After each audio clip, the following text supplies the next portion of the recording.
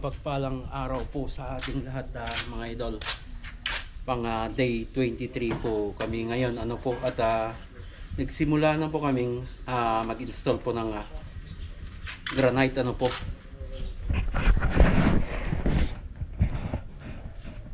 yan. So eto yung madalas na problema ng mga kasama nating installer, mga idol.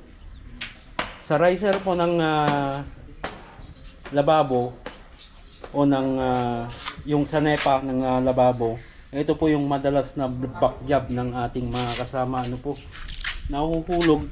Sa katagalan po ay nahuhulog po ito. So itong cut po na ito ay para dun po sa riser ng aming lababo o yung pinaka sa NEPA nya, So yung paraan po namin, mga idol, para maiwasan po yung pagkalaglag ng ating mga sa NEPA ng lababo, ay ito po yung ginagawa po namin, ayan. So naglagay po kami ng alambre dito, ginitlaan po namin dito, mga idol, tinabasan. Ito yung sample.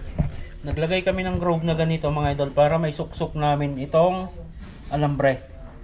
So ito, mga idol, ay naka-pa-slant po yung cut niyang pagganon. Saka namin sinuksok itong alambre, saka kami naglagay ng ANB epoxy. So pag tumigas itong ANB epoxy, mga idol, na ito, ay sintigas din po ito ng bato pag matigas na talaga. Ayan. So ito, mga idol, yung sample, lahat po yan ay meron po, kahit sa countersink and then sa backsplash po ng ating lababo, ay maglalagay din po kami. So may natapos na kami dito, mga idol. Silipin natin, po. May vlog na po ako nung pandemic, mga idol, yung paglalagay po namin na ganito, So medyo matagal na yung video natin na yun. I-refresh natin ulit, mga idol. So ito, mga idol, yung paraan po namin, So inuuna namin itong pinaka-riser nya, or itong pinaka-sanepa ng ating lababo, And then yung countersink nya, mga idol, ay papatong na lang po dito pag matigas na po ito. So ito, mga idol, ay kinabukasan pa namin kakabitan ng yung counter nya. So ito na yung silbi ng mga alambre, So itong pako na ito ay magsisilbing tagahawak ng ating ito sa NEPA, para hindi po mahulog, para lamang hindi mahulog. Pag matigas na ito, mga idol, tatanggalin din po namin itong pako. And then itong alambre ay ibabaon po namin doon sa halo po na gagamitin namin, yan, para maiwasan yung pagkahulog po nito. So ito yung sample na ng ginawa po namin, Then dito, yan, sinulan na ng ating kasama yung paglalagay po dito,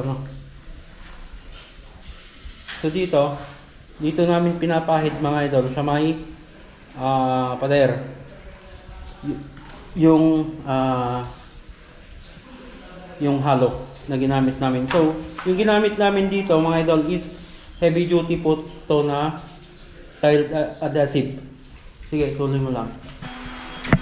And then, mga idol, gumawa kami ng temporary screeding tools, o yung pangbatak namin dyan, mga idol, sa may puro, para mailubog namin ng maayos yung granite, So pag napahidan na ganyan, mga idol, kakayurin po ng screeding tools po na ito.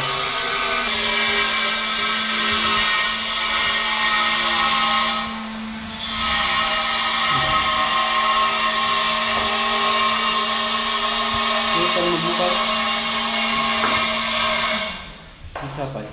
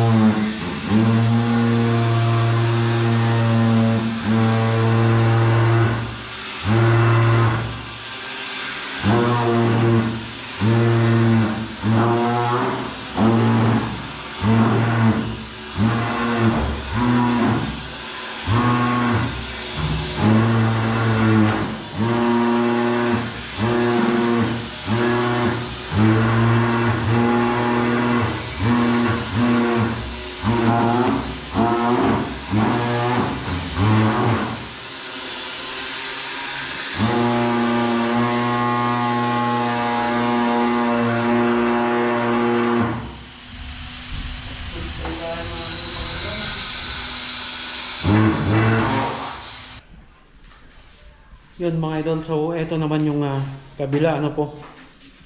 So itong ginamit po namin dito mga idol ay salt and pepper na granite po. Yan, so countertop na lang po yung natitira, yung pinaka counter nitong sink po yung kakabit po namin bukas ano po. So sa paraan na ganito mga idol ay mas madali po ano. Then mas matibay din itong mga ano natin, riser o senepa ng ating mga lababo ano po. Kahit sa hagdanan mga idol ay yung iba ay ganito po yung paraan nila ano po. Nauuna po yung sa riser. Yan. Ito din po yung sa kabila ano po. Okay, abangan nyo po yung part 2 nitong video natin na bukas ano mga idol. So yung part 2 nito ay yung countertop nya and then yung box splash po ng ating lababo. So hanggang dyan mga idol, lagi tayong mag-ingat at God bless po sa ating lahat.